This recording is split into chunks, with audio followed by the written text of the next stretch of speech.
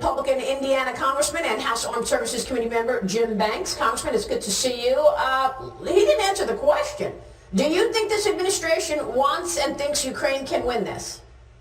Well, it's painfully clear from both the Senate Armed Services Committee and the House Armed Services Committee, where General Milley and Secretary Austin testified before this week, Maria, it's that this administration has no plan. Their wait-and-see approach, reacting each step of the way, is exactly the opposite of the deterrence approach that the Trump administration took. I still submit to you, all of this was completely avoidable if we would have kept the same playbook that President Trump used to deter Russia. Instead, the Biden administration invited them, and that's why we find ourselves in this enduring, faced with this enduring war and conflict in Ukraine, that even though General Milley told the House Armed Services Committee this could last for years, it doesn't have to last for years. We need to continue to supply Ukraine with the weapons and the ammunition that it takes to fight back, and we'll all be better off if we do. Well, why aren't we then? I don't understand. I mean, Zelensky is begging for air cover to get those MiG jets. And, you know, the first thing that the administration did when this war started was tell him, we'll send a plane to pick you up. And he said, I don't want to ride. I need weapons. I mean, of course, had he gone and taken that ride, Zelensky would have been fine, but Ukraine would have been Russia.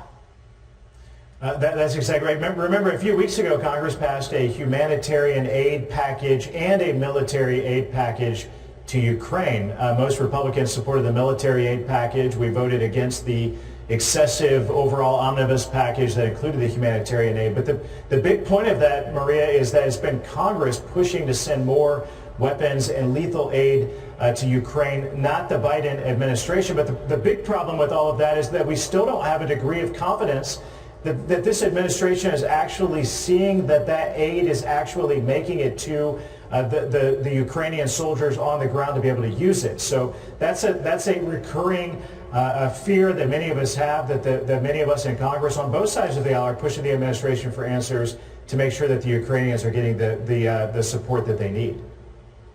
Well, I'm just wondering about these sanctions. How impactful are them? I understand that the Russian economy has come to a grinding halt, but, you know, impacting Putin's daughters, you know, some of the oligarchs. What is that doing as opposed to actual serious weaponry and the MiG jets that the Ukrainians truly need? The sanctions, Maria, are what we should have done before Russia invaded Ukraine. In fact, that's what President Zelensky begged America and the rest of the world to take those kind of actions before to deter.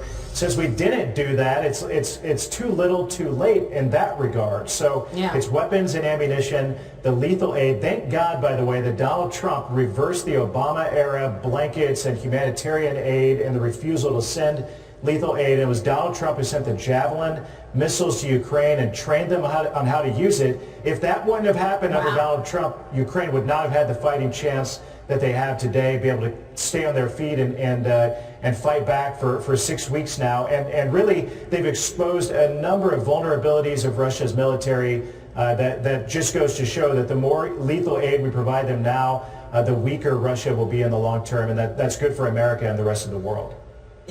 Yeah, it's a great point to make. Congressman, before you go, can you explain the president's $5.8 trillion massive budget proposal?